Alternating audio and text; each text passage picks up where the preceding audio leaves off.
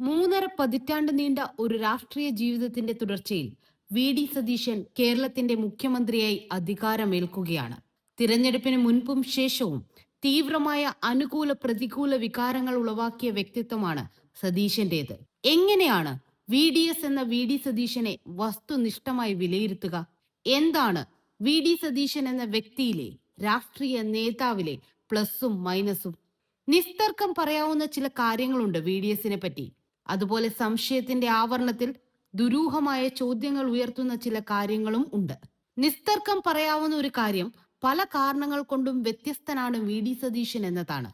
അദ്ദേഹത്തിന്റെ രാഷ്ട്രീയ ചരിത്രം പരിശോധിച്ചാൽ തന്നെ ഇത് വ്യക്തമാകും. 1996 ആദ്യ തിരഞ്ഞെടുപ്പിൽ തോൽവി രുചിച്ച ഒരാൾ, പാർട്ടിക്കുള്ളിലെ പദവികൾ വഹിക്കാതെ, യാതൊരു മന്ത്രിസഭയിലും അംഗമാകാതെ നേരിട്ട് മുഖ്യമന്ത്രി കസേരയിൽ ഇരിപ്പുറപ്പിക്കുന്നു എന്നത് തന്നെ ആ വ്യത്യസ്തതയ്ക്ക് അടിവരയിടുന്നുണ്ട്. മറ്റു പ്ലസുകളുമുണ്ട്. സമ്മർദ്ദ ശക്തികൾക്ക് കീഴടങ്ങുന്നയാളല്ല ഡി സതീശൻ. രാഷ്ട്രീയ ശക്തികളോടും സമുദായ നേതാക്കന്മാരോടുമുള്ള മനോഭാവം കൊണ്ടുതന്നെ കേരളം ഇത് മനസ്സിലാക്കി കഴിഞ്ഞു. സമ്മർദ്ദങ്ങൾക്കെതിരെ ചെറുത്തു നിൽക്കാനുള്ള ഒരു ജന്മസിദ്ധമായ കഴിവ് എസിനുണ്ട്. രാഷ്ട്രീയത്തിൽ ഒരേ സമയം ഗുണവും ദോഷവും ചെയ്യുന്ന നിലപാടാണിത്. തലതൊട്ടപ്പന്മാരില്ല എന്നതാണ് എസിന്റെ മറ്റൊരു പ്രത്യേകത. പ്രത്യേകിച്ച് കോൺഗ്രസ് രാഷ്ട്രീയത്തിൽ ഒരു നേതാവിനെയും എസ് ഗോഡ്ഫാദറായി കണക്കാക്കുന്നില്ല. ഞാൻ സ്വയം വഴിവെട്ടി വന്നവനാണ് എന്നതാണ് ലൈൻ. പിന്നെ അവസരത്തിനൊത്ത് ചിലരുടെ ക്യാമ്പിലൊക്കെ ചെന്ന് പെട്ടിട്ടുണ്ട് എന്ന് മാത്രം. പൂർണ്ണമായും ആർക്കും വിധേയനല്ല. കാർത്തികേയന്റെ മരണശേഷം അദ്ദേഹം തന്റെ രാഷ്ട്രീയ ഗുരുവാണെന്ന് ഡി സതീശൻ പറയുകയുണ്ടായി. 1996 ആദ്യ നിയമസഭാ തെരഞ്ഞെടുപ്പിൽ എസിന് സീറ്റ് ലഭിക്കാൻ ഇടപെട്ടു എന്നതും വായനയും സിനിമകളോടുള്ള താല്പര്യവും രാഷ്ട്രീയത്തിനതീതമായ കാഴ്ചപ്പാടുകളോടുള്ള അടുപ്പവും ഒക്കെയാണ് എസ് റോൾ മോഡലായി കാണാനുള്ള കാരണങ്ങൾ. അപ്പോഴും കാർത്തികേയനെ എസ് രാഷ്ട്രീയത്തിലെ തലതൊട്ടപ്പനായി കൂട്ടിയിട്ടില്ല എന്നോർക്കണം. നേതാവായാൽ കീജെ വിളിക്കാൻ അണികൾ വേണം, ഫാൻസ് വേണം, പിന്നെ ഭക്തന്മാർ വേണം എന്ന ലൈൻ എസിന് ഇതുവരെയില്ല.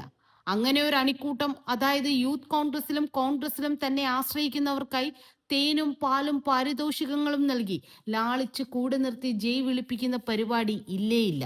കഴിവുണ്ടെന്ന് തോന്നിയാൽ അണികൾക്ക് ചില വഴികൾ തെളിച്ചു നൽകുന്നതാണ് ലൈൻ. ഈ ഒരു രീതി കുറെ ന്യൂട്രൽ ജെൻസി വോട്ടുകൾ നേടിക്കൊടുത്തുവെന്ന് വേണം കണക്കാക്കാൻ. പരന്നതും ആഴത്തിലുള്ളതുമായ അദ്ദേഹത്തിന്റെ വായനാശീലം ഭരണരംഗത്ത് മുതൽക്കൂട്ടാകും എന്ന് തന്നെയാണ് പൊതുജനങ്ങളുടെയും ബ്യൂറോക്രാറ്റുകളുടെയും ഇടയിലെ പൊതുവിശ്വാസം. രാഷ്ട്രീയക്കാരോടും മാധ്യമങ്ങളോടും സംസാരിക്കുമ്പോൾ കൃത്യമായി മേൽക്കൈ സൂക്ഷിക്കാൻ ശ്രദ്ധിക്കുന്ന എസ് പക്ഷെ സാധാരണക്കാരുടെ, പൊതുജനങ്ങളുടെ മുന്നിൽ ക്ഷമയുള്ള ഒരു കേൾവിക്കാരനാകുന്നു. ഇത് അദ്ദേഹത്തിന്റെ ജനപ്രീതി വർദ്ധിപ്പിച്ചിട്ടുണ്ട് എന്ന് നിരീക്ഷിച്ചാൽ മനസ്സിലാകും.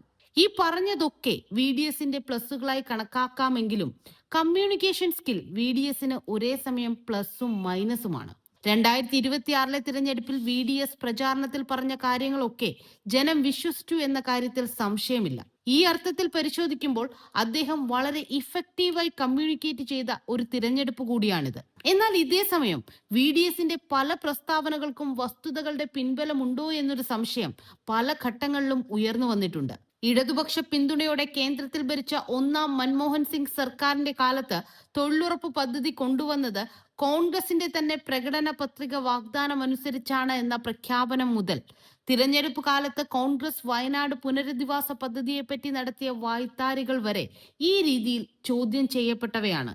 ഇത്തരം പ്രസ്താവനകളുടെ പശ്ചാത്തലത്തിൽ എസിന് നുണേശൻ എന്നൊരു വിളിപ്പേര് ചാർത്തിക്കൊടുക്കാനുള്ള ഇടതുപക്ഷത്തിന്റെ ശ്രമം പക്ഷേ ഈ തിരഞ്ഞെടുപ്പ് കാലത്ത് വിജയിച്ചില്ല. പക്ഷെ സൂക്ഷ്മ നിരീക്ഷണത്തിൽ എസിന്റെ പല നിലപാടുകളും പ്രഖ്യാപനങ്ങളും സംശയാസ്പദമാണെന്ന് കാണാം. താരതമ്യേന ആൾബലം കുറവാണെങ്കിലും അതിശക്തമായ ഒരു പ്രതിപക്ഷ നിരയെ നേരിടേണ്ടി വരുമ്പോൾ വാക്കുറപ്പുകൾ വലിയൊരു വെല്ലുവിളിയാണ്. തീർച്ചയായും വൈരുദ്ധ്യം നിറഞ്ഞ എസിന്റെ പ്രസ്താവനകളെ പറ്റിയുള്ള ചോദ്യങ്ങൾ വരും ദിനങ്ങളിൽ ശക്തമാകുമെന്ന കാര്യത്തിൽ സംശയം വേണ്ട.